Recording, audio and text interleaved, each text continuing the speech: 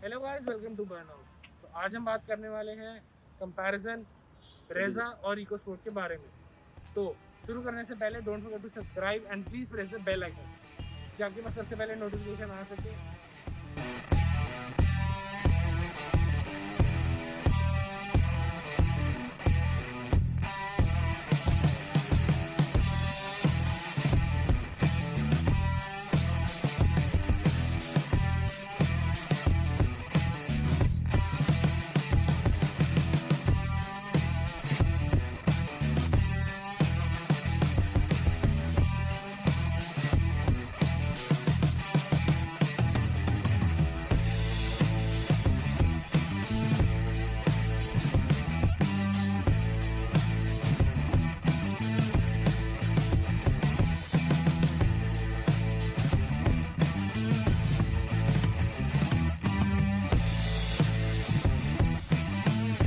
तो अगर मैं दोनों की फ्रंट लुक्स की बात करूँ, आपको दिख रहा होगा फ्रेम में, तो इसमें हमें DRLs मिलते हैं विद प्रोजेक्टर हेडलाइट्स, उसमें हमें नहीं मिलते।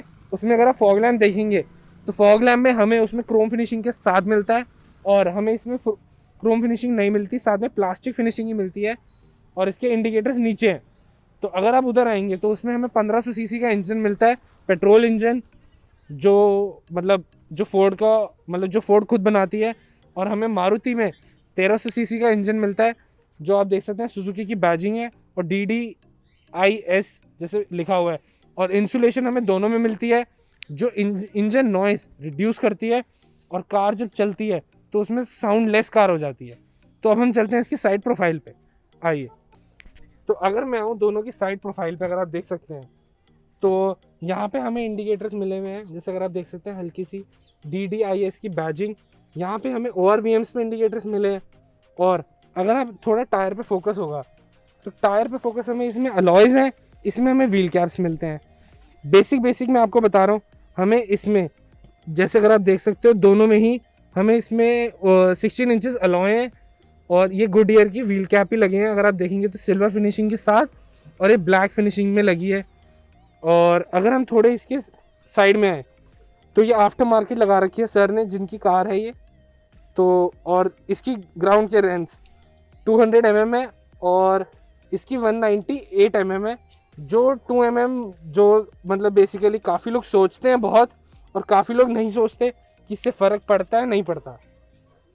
और यहाँ पे अगर आप देखेंगे तो ये एसेसरीज़ का पार्ट है, ये जो प्लास्टिक का इन्होंने लगा रखा है पूरी कार में जा रहा है, और ये भी एसेसरीज का ही पार्ट है। और यहाँ पे हमें जैसे क्रोम फिनिशिंग देख रखी है जो डोर्स पे है, ये भी एसेसरीज का है। और यहाँ जो सर ने रूफ रेल्स लगा रखी हैं, जो रूफ रेल्स सर ने लगा रखी हैं जिनकी कार है, ये लगी हुई आती हैं। और जो ये सनवाइजर्स हैं, ये भी एडिशनल है इको स्पोर्ट पे भी और ब्रेजा पे भी। अगर आप देखें तो रूफ रेल्स इसकी भी लगी हुई आती है हर मॉडल में। तो अब हम आएंगे इसकी बैक प्रोफाइल पे। तो अगर मैं ब्रेजा की बैक प्रोफाइल पे आऊँ तो हमें इसमें 4 सेंसर्स मिलते हैं, और नीचे 2 रिफ्लेक्टर्स मिलते हैं। और अगर आप थोड़ा आएंगे, हमें इसमें कैमरा नहीं मिलता इस वाले मॉडल में, इससे ऊपर वाले में मिलता है हमें। और यहाँ पे विटारा ब्रेजा की बैजिंग है, सुजुकी की बैजिंग, रियर वाइपर्स, साथ में हमें ब्रेक लाइट मिलती है। और जिसका एंटीना है वो आप देख सकते हैं उधर आगे है। और हमें इसमें भी रियर में भी DRLs मिलते हैं, L शेप में ही मिलते हैं यहाँ पे। तो अगर मैं इसकी बूट स्पेस पे आऊँ तो इसकी बूट स्पेस भी यहाँ बटन से खुलती है।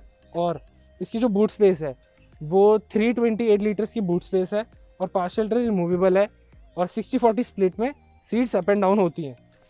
तो और यहाँ पे अगर हम इसकी मैं बैक प्रोफाइल पे आऊँ तो हमें यहाँ पे स्टेपनी टायर मिलता है, वहाँ पे हमें उसमें तो अगर मैं इसकी बैक प्रोफाइल पे आऊँ तो हमें रिफ्लेक्टर्स मिलते हैं, बट ये आफ्टर मार्केट लगे हुए हैं। इसमें कंपनी हमने नॉर्मल देती है। साथ में जो इसकी लाइट्स हैं, आप देख सकते हैं कार हमने ओपन ही करी थी अभी, और यहाँ इसकी लाइट्स ऑन हो गई हैं। और अगर आप देखेंगे तो इसका स्टेपनी टायर हमें यहाँ मिलता है, बल्कि ब्रेजा का हमें उसके अंदर ही मिलता है। और यहाँ पे हमें इसका रियर वाइपर भी है, और साथ में जो इसका एंटीना है वो देख सकते हैं वो छोटा सा वहाँ पे गिवन है। और अगर मैं बूट इसकी यहाँ से खुलती है, अगर आप देखें, और ये हल्का सा पुश करते ही पूरी ओपन हो जाएगी अपने हिसाब से। बट अगर आप यहाँ देखेंगे तो इसकी जो बूट स्पेस है वो 358 लीटर्स की बूट स्पेस है, और पार्शियल ट्रे रिमूवेबल है। हमें इसमें भी लाइट मिलती है यहाँ पे साइड में, लेफ्ट राइट साइड ही। और 60-40 स्प्लिट में हम सीट्स अप एंड डाउन कर सकते हैं। तो अब हम चलेंगे इसके रियर कंफर्ट पे, दोनों के कंफर्ट पे बैठ के देखेंगे, या आपको बेसिक बेसिक बता देंगे। तो अगर मैं इसके बेसिक कंफर्ट की बात करूँ तो आप यहाँ देख सकते हैं ये डोर वाइड ओपन नहीं हो रहा क्योंकि इको स्पोर्ट भी साथ में खड़ी है, और यहाँ पे हमें क्रोम फिनिशिंग मिलती है, ये एसेसरीज से हमने लिया हुआ है सनशेड। और अगर मैं बेसिक कंफर्ट पे बोलूँ तो बेसिक कंफर्ट इसका ओके है, मैं वाव नहीं बोल सकता क्योंकि मतलब पर्सनली मुझे सेडान में बेटर लगता है बेसिक कंफर्ट, बट ऊंची का भी अपना अलग मज़ा जो लोग लेते हैं, ब्रेजा भी और इको स्पोर्ट भी। तो आप देख सकते हैं अंदर थाई सपोर्ट और मेरा पूरा लेग टच हो रहा है सीट से, और बट हाइट मेरी जितनी 6 फीट है तो मेरे हाइट के हिसाब से अंदर डिसेंट स्पेस है अगर आप देख सकते हैं तो अब हम चलेंगे इको स्पोर्ट पे। तो अगर मैं इसके आऊँ रियर कंफर्ट पे, तो इसका रियर कंफर्ट जैसे अगर आप सीट देखेंगे तो सीट इसकी थोड़ी इंक्लाइन हो रखी है, उसकी थोड़ी सी स्ट्रेट थी कि लॉन्ग ड्राइव में इसमें जैसे नहीं है आपको प्रॉब्लम। और अगर आप देखेंगे तो इसका इंटीरियर बेज है, उसका प्योर ब्लैक है जो उन्होंने दे रखा है, और वो थोड़ा आपको एयरी नहीं लगेगा, जैसे बेज में आपको थोड़ी एयरी लगेगी, फील आएगी। और इसमें आप देख सकते हैं मेरा नहीं हो रहा सीट अभी, क्योंकि आगे वाली सीट्स मेरे हिसाब से नहीं थी, ना ही ब्रेजा में ना ही इको स्पोर्ट में, जैसे एडजस्टेड थी हम उसी में आपको बता रहे हैं।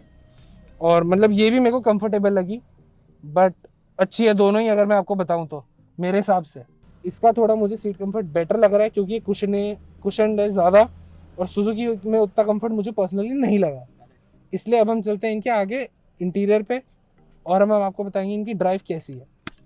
तो जो इसका डैशबोर्ड है अगर आप देखेंगे तो हमें यहाँ ब्लैक इंटीरियर है, साथ में हमें यहाँ सिल्वर फिनिशिंग दी गई है, और यहाँ बेज इंटीरियर है जो आप देख सकते हैं थोड़े टाइम बाद ब्लैक हो गया, जैसे अभी भी ब्लैक हो रखा है। और यहाँ पे हमें ब्लैक फिनिशिंग दी गई है, पियानो ब्लैक, जिसकी लुक मुझे पर्सनली एनहांस कर रही है। और अगर आप देखेंगे इसका स्टीयरिंग भी काफ़ी हैवी है, और जैसे यहाँ पे भी फोर्ड की बैजिंग है और स्टीयरिंग कंट्रोल्स हमें मिल रहे हैं, और जो इसके एसी वेंट्स हैं वो भी अच्छे हैं, और यहाँ पे हमें सिल्वर फिनिशिंग दी गई है चारों एसी वेंट्स पे। तो अब हम चलते हैं ब्रेजा में, अब हम उसका आपको बताएंगे कि हमें उसका इंटीरियर कैसा लगा। जैसे अगर आप देखेंगे इसका पूरा इंटीरियर ब्लैक है, और यहाँ पे हमें सिल्वर फिनिशिंग दी गई है हल्की सी, बहुत माइनर, और यहाँ पे हमें पियानो ब्लैक फिनिशिंग दी गई है एसी वेंट्स पे भी, चारों एसी वेंट्स पे, और मेरे को पर्सनली ये पसंद आती है। और अगर आप देखेंगे इसका एसी ऑटो क्लाइमेट कंट्रोल है, तो जो इको स्पोर्ट में हमें नहीं था। तो अगर आप इसके यहाँ देखेंगे स्टीयरिंग कंट्रोल्स हमें इसमें भी मिलती है, यहाँ पे सिल्वर फिनिशिंग, और स्टीयरिंग जैसे रैप्ड है, यहाँ पे हमें क्रोम फिनिशिंग मिलती है, और स्टीयरिंग कंट्रोल्स मिलते हैं सुजुकी की बैजिंग के साथ। और जो मुझे इस कार में एनहांस हुई थी लुक, वो आप ये देख सकते हैं कि हम इसकी लाइट्स चेंज कर सकते हैं, ऑरेंज, रेड, वाइट, फिर येलो भी आती है हमें, ब्लू भी आती है। इसमें 5 लाइट्स मिलती हैं हमें टोटल। और अगर आप देखेंगे तो इसमें हमें 2 एयर बैग्स मिलते हैं इसमें भी और इको स्पोर्ट में भी। और इको स्पोर्ट में टोटल 4 स्पीकर्स हैं और 4 ट्विटर्स हैं, बट अगर अब हम ब्रेजा में देखेंगे तो ब्रेजा में हमें 2 ट्विटर्स मिलते हैं एंड 4 स्पीकर्स मिलते हैं। साउंड सिस्टम हमेशा फोर्ड अच्छा देती है क्योंकि वो अमेरिकन कार है। और यहाँ पे अगर आप देखेंगे तो यहाँ पे इसका उतना अच्छा नहीं है, बट डिसेंट है कि आप मतलब आराम से ट्रैवल कर सकते हैं। जो जिनको गाने सुनने का शौक़ है या कुछ है तो उनको मैं यही बोलूँगा कि वो लें। तो अब हम चलते हैं इसकी ड्राइव पे। इसमें 88.5 bhp मिलती है, और जो टॉर्क मिलती है वो 200 Nm का टॉर्क मिलता है। और ड्राइविंग अगर मैं इसकी माइलेज की भी बात करूँ तो माइलेज इसमें मेरे को 21 kmpl की मिलती है सिटी में, और हाईवे पे जो कंपनी क्लेम करती है वो 25 है ऑटो में। और 5 स्पीड ऑटो इसका है ट्रांसमिशन, फ्रंट व्हील ड्राइव है ये कार। और अगर मैं बात करूँ तो दोनों ही मतलब इसमें जैसे अगर गड्ढे में या कार होती है तो इसमें मुझे ज़्यादा फील होता है, और जर्क भी इसमें आता है कभी कभार क्योंकि ऑटोमेटिक है तो अपने हिसाब से चलेगी। इसलिए गाड़ी की जो स्टेबिलिटी है, गाड़ी आप मेरे पर्सनल हिसाब से 100 तक आराम से चला सकते हो, और 120-30 पे ये स्टेबल मतलब बाउंसी आता है इसमें कार में। अगर आप देखेंगे थोड़ा सा आपको लगेगा कि थोड़ा आपको स्टिफ होना पड़ रहा है इस गाड़ी में, जो मैं पर्सनली आपको बता रहा हूँ। और अगर मैं इको स्पोर्ट पे आऊँ, इको स्पोर्ट में हमें इसमें मिलती है 120 Nm का नहीं 120 bhp हमें इसमें टॉर्क मिलती है, और 149 हमें Nm का टॉर्क मिलता है। और इको स्पोर्ट जो पर्सनली ड्राइव करी है मैंने भी, वो 140 या 130 पे इतना शिवर नहीं मारती जितना मेरे हिसाब से यही मारती है, ब्रेजा मारती है। और मैनुअल है वो कार, तो आप उसको अपने हिसाब से चला सकते हैं, वो उसमें एक प्लस पॉइंट है।